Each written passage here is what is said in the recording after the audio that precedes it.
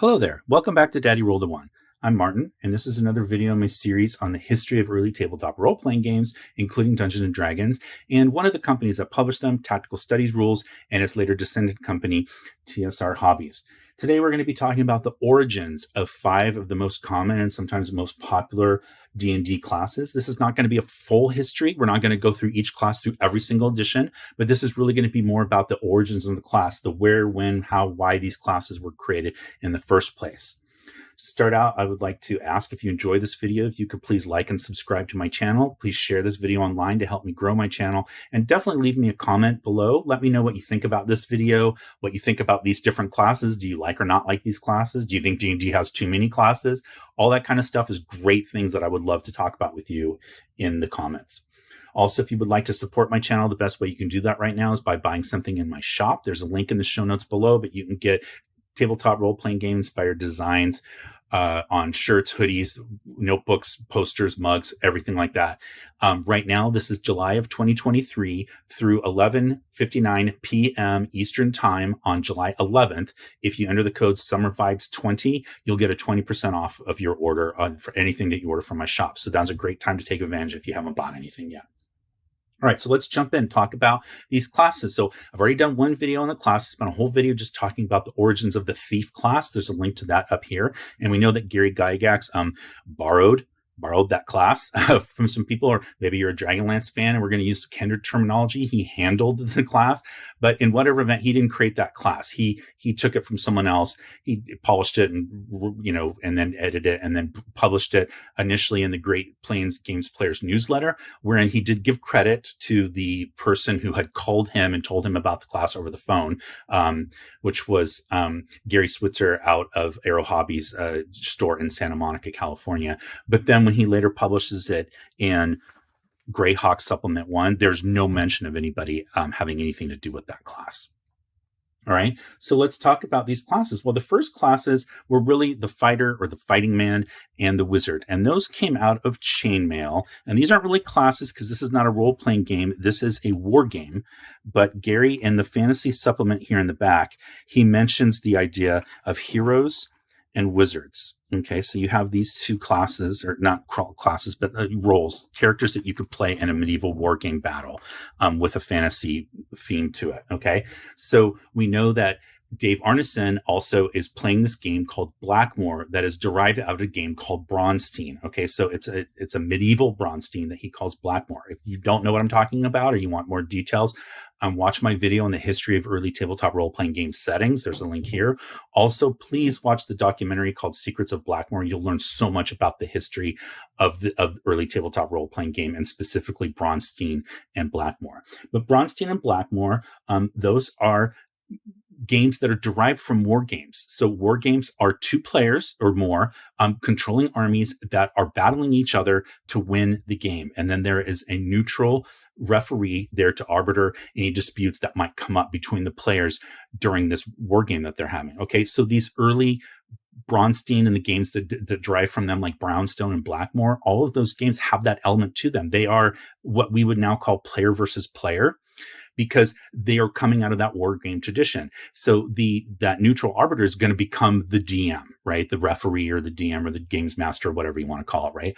But originally it was there to arbiter disputes, and these players start to control, like in Braunstein, they move from just controlling generals and army commanders, and they move to controlling things like maybe one of the players is the mayor or the regent of the university or the head of the student revolution, whatever it is. They're playing these different types of roles, but they still have their own individual goals that are going to conflict with the other player's goals.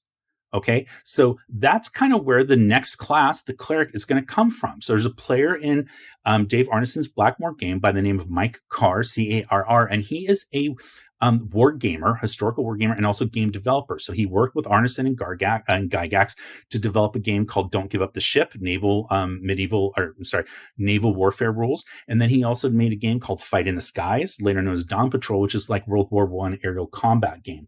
So he really preferred those kinds of games to fantasy, but he is a player in Arneson's Blackmoor campaign. And Arneson actually even writes about it in when he published his first fantasy campaign, in 1977 through Judges Guild, but he talks about some of the players in his game, and he mentions the Bishop. So this is Mike Carr's character. It was called Mike Carr, or Bishop Carr. And he played that character. So how did that come to be? Well, there was another player in Dave's game named David Fant, F-A-N-T, and he had a character known as the Baron of Blackmoor. And through a series of circumstances, that Baron gets changed into a vampire that David Fant later calls Sir Fang, F-A-N-G, a great vampire name. And that vampire character is growing more powerful and getting abilities and things that the other players don't have. And he's kind of getting out of control. And remember, he's got his own goals. So because he has all these powers and abilities, he's able to achieve his goals a little bit better than, or faster, or whatever, than the other players. And so some of the other players are saying, like, we need to kind of tone this down a little bit.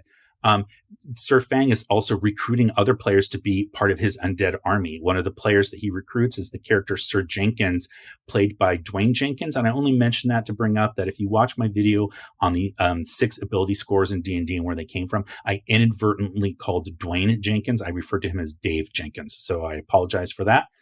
But moving on. So the players in Dave Arneson's campaign work with Dave to create a character that can basically be a foil for Sir Fang. And they base it on Peter Cushing's depiction of Van Helsing in the Hammer horror films, specifically the Dracula films, from kind of like the late 50s all the way up through the 60s. So you would know Peter Cushing. He played Grand Moff Tarkin in the first Star Wars film, but he played Van Helsing the vampire hunter in these old Hammer horror films. And so the idea of like using a holy symbol to turn back undead, that comes from Van Helsing using a cross to turn away Dracula, right?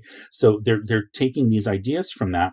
And but the players, the game is evolving, and they're figuring out things that they need to address and be able to deal with. And so they decide to give this character, they call it the priest, and they decide to give it abilities to heal and also to cure disease. So clearly these were issues that were coming up during the game, and they needed to figure out a way to address it. So they decide to create a set of rules around this priest character that can have these abilities. They later changed the name to Cleric. Dave Arneson takes his notes from Blackmoor, shares them with Gary Gygax. Again, we've talked about all this before. Just watch my history of D&D and early tabletop role-playing games list, and you'll catch all this. But he gives his notes to Gary Gygax. Gary takes those notes and creates, with Dave, the 3-booklet set for original Dungeons and Dragons. And in this booklet, we get the first 3 character classes, which are the Fighting Man, the Magic User, and the Cleric. So he details the Cleric here. However, Gary's already started to change this from what its original conception was. He's taking it away from the vampire hunter idea, and he's creating sort of like a combination mechanically. So not world building reasons, but mechanically, he's creating essentially a split class, a multi-class Fighting Man and Magic User. And it only makes sense that you would do that. Those are the first 2 classes that you had. So the third class is sort of a combination. And that's what Gary turns the Cleric into. So a little bit of fighting, not as good as a fighter, and a little bit of magic, but not as good as a Magic User. Totally. I mean, it's intuitive, right? So that's kind of what he does. But then he starts to try to retcon the reasons for why he's made the decisions from an in-game world standpoint. So as an example, clerics can only use blunt weapons. Watch my video on the history of the thief, and I go into way more detail into why this is. And there's game design reasons behind this. But Gary says that they can do it because from the Song of Roland, which is a medieval story and poem about the 12 peers of Charlemagne, Emperor Charlemagne. He talks about Archbishop Turpin, who in that story is quoted as saying, "Who lives by the sword dies by the sword." So Gary then says, well, that means Archbishop Turpin was saying you shouldn't shed blood, like people shouldn't kill each other with bladed weapons. Well, it's totally not true, because I don't know how Gary forgot this, or maybe he was helping people not notice, but Archbishop Turpin wields a magic sword, the Almasa. My French is terrible. Obviously, you can tell that it's terrible, but he wields a magical sword, and so there's no reason why you couldn't have a cleric do that. To say that like they don't shed blood doesn't make sense. Also, if you hit someone in the head with a blunt mace, their head's going to bleed. He also refers to the tapestry of Boyau and Bishop Odo, the Bishop of Boyau, who in that tapestry apparently is wielding a mace or a club. People have kind of argued that and said that's not even Bishop Odo and that's not what he's holding. But those are some of the things that Gary uses as justification for some of these rules that he's making about clerics. Okay. So That's fine. But then if you look in here, you see that clerics gain at higher levels followers of the Turcopole types. Now, Turcopoles were locally sourced and recruited mounted archers and light cavalry that were employed by the Byzantine Empire and the Crusader states. Okay, and the leader of those was designated as a Turcopolier or a Turcopolier, and that designation was subsequently given to senior officers in the Knights Templar and the Knights Hospitallers, these, creative Crusader orders of monastic knights. So Gary seems to be making a connection to those monastic orders with his cleric class, but those were knights, not priests. But Len Lakofka doubles down this. So Len Lakofka, very early game designer, good friends with Gary. He writes an article in Dragon Magazine number 68, wherein he doubles down on this and says, like, yeah, the cleric class is based on these monastic, warrior monks from the Crusades. It wasn't. It was based on this idea of needing a vampire hunter to face down a player who was playing a vampire. But it's okay. They needed an archetype. The cleric is the one class in D&D that a lot of people say doesn't really have its roots in historical fiction that influenced the creators. So Gary's trying to create a role for it. Okay. But then he muddies the waters by going to our next class, creating the Paladin class that debuts in Greyhawk Supplement 1, 1975. So he creates the Paladin in here. And this seems to be wholly of Gary's creation. I can't find who the first Paladin player was, but it doesn't seem like it came out of the Blackmoor game. It seems like it came from Gary's, imagination. It makes sense, knights and those types of things are, historical archetypes in, fiction and also in mythology. So it makes sense that he would develop this. Also, Gary really gravitated more towards warrior type classes. So Gary's influence, while Tolkien was really very popular with people, even back when Chainmail was created, Gary's fantasy is sword and sorcery. It's these early pulp stories like Conan or Fritz Leiber's Fafhrd and Grey Mouse, or things like this, where you've got warriors fighting against magic. So you've got your fighter type and your wizard type or your magic user type. And in the Conan stories, pretty much every magic using character is evil. So Gary thought people would want to play more of the warrior types because that's what he gravitated towards. On these early covers of these books, you see it's always a warrior as the protagonist. It's never a skinny magic user. It's always a big hulking warrior type. That is the main character and the one that you're supposed to be rooting for. So Gary kind of gravitates towards that. He creates more and more and more warrior type classes for D&D. You've got fighting men and paladins, and you have rangers, you've got barbarians, you've got cavaliers, way more than any of the magic using classes. So Gary bases, the paladin class. A lot of the ideals come from this book, 3 Hearts and 3 Lions by Poul Anderson. Now, the main character in this book is Holger Karlsson, and he embodies what we typically think of as the principles of a paladin. He's fighting against the forces of chaos, and he's got traits that we associate with paladins like righteousness and loyalty and a code of honor. At least that was the original depiction of the paladin as it was depicted in here, and also as it was depicted in the Player's Handbook. Okay, so this is 1978 Player's Handbook for Advanced Dungeons and Dragons. But the Paladin here, that's the Paladin, famous drawing the Paladin in Hell. They had to be lawful good, and they're fighting the forces of chaos and evil. The original Paladins were just lawful because, of course, there was only a 3-point alignment system. If that's confusing to you, watch my video up here on the history of alignment in D&D. So you've got your Paladin class, and it starts to get confusing between what's the difference between a paladin and a cleric, right? Like, how do we tell the difference? So Gary says basically paladin is like Archbishop Turpin.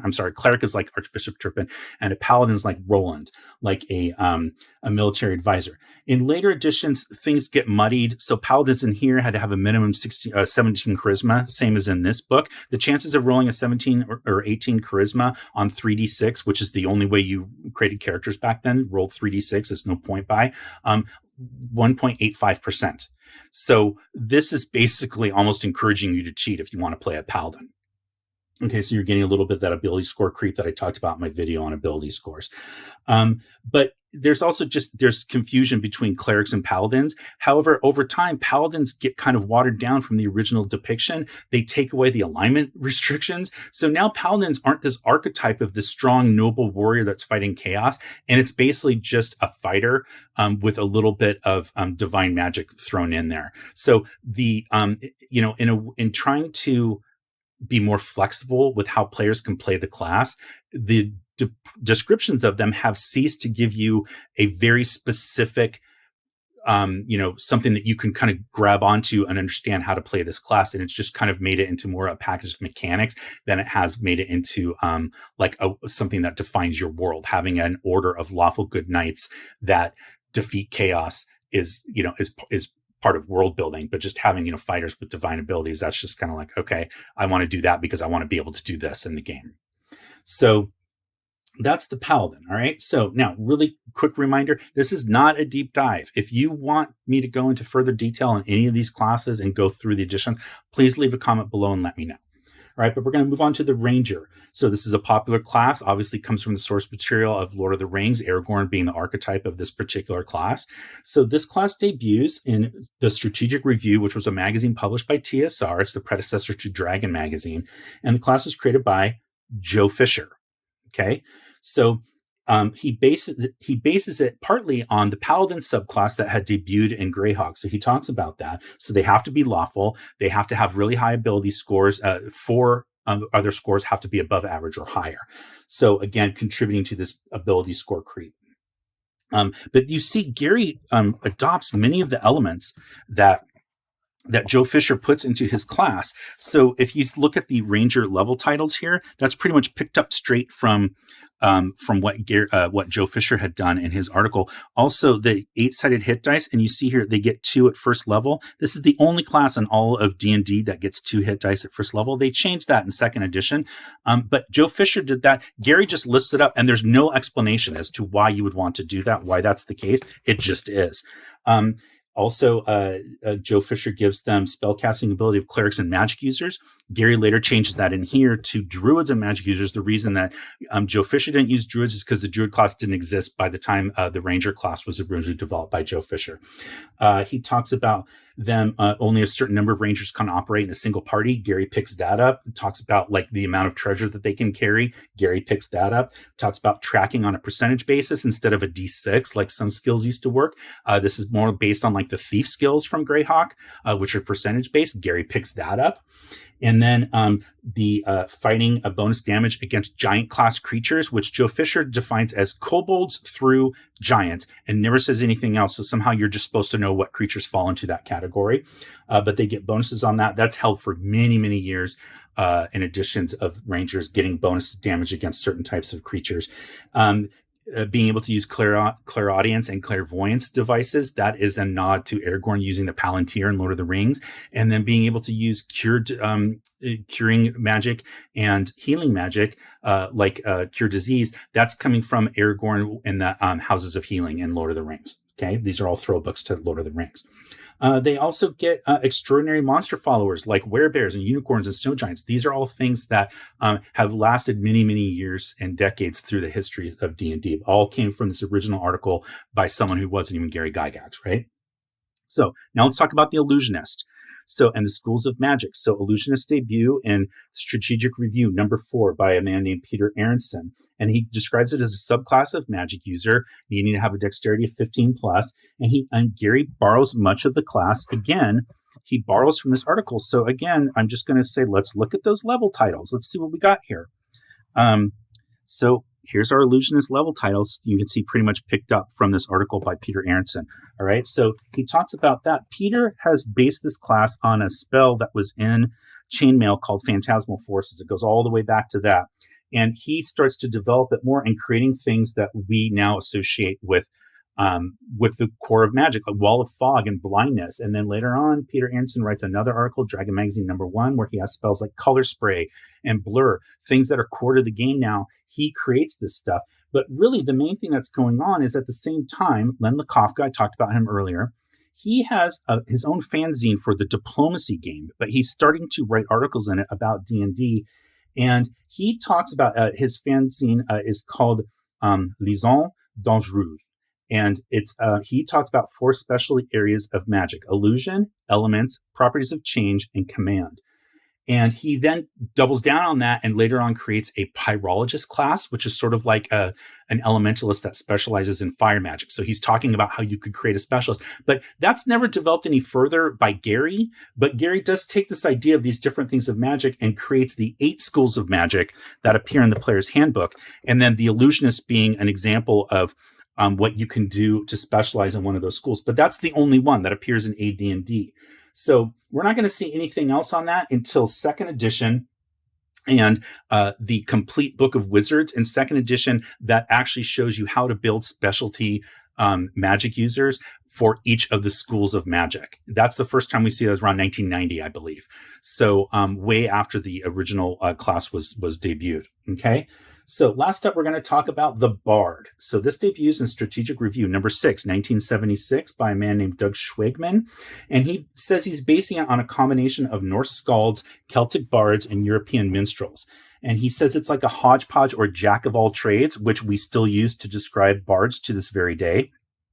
And he says that he gave them the abilities. He sees them as more like fighters. So he saw them as like warrior poets for the most part. But he said they were good at fighting, thieving, and magic use. Gary doubles down on that in his version of the Bard and actually has them start out as fighters. Then you become a thief. Then you become a druid. But when you become a druid, you've then become a Bard. That's how Gary depicts the class. You can see he's picked up the names of the colleges and the level titles that were part of what Doug Schwegman wrote in his article on bards. So Gary's borrowing from this again pretty liberally. So what we see from all this is D&D is really a combination of people's stuff. It's not Dave Arneson, it's not Gary Gygax. Those are the 2 whose names are on it, but it really is a group effort from a lot of different people. So if you look in here, Gary Gygax actually thanks a lot of the people that we just talked about. He doesn't tell them exactly what they're being credited with, but he does thank them. However, he never does thank the people from Arrow Hobbies for the thief class. But that's our quick look at this first, these first 5 classes. Next up, I will be talking about druids, assassins, and monks. So I'd like to say thank you for watching. Happy gaming. Stay safe, and I'll talk to you next time. Okay, I wanted to add one last little bit here for the folks who like that. And that is that bit that I've been doing on what I was drinking and what I was listening to while I was prepping for this video. So first off, drinking. This is a cold IPA by Long Beach Beer Lab, local over near me. And this is called Running Up That Chill. And my friend gave this to me at the last D&D session that I ran for my daughter and her friends. And I do like the label. It's got Waimea, Keef, Waimea, and Simcoe hops. I don't honestly know what a cold IPA style-wise is, but I liked it. It was pretty refreshing. And then as far as what I was listening to, this album from 2003, Madlib, Shades of Blue. So Madlib invades Blue Note. So this is just, if you're not familiar with Blue Note, very famous jazz record label, classic jazz songs. And Madlib, hip-hop artists came in and they gave him access to their entire catalog. And he kind of came in, sort of remixed it, but it's more than that. So this album's about 20 years old. He actually describes it as being his favorite album. Definitely give this one a chance if you like hip-hop influenced jazz or jazz influenced hip-hop. All right. So that's it for now. And thanks again for watching.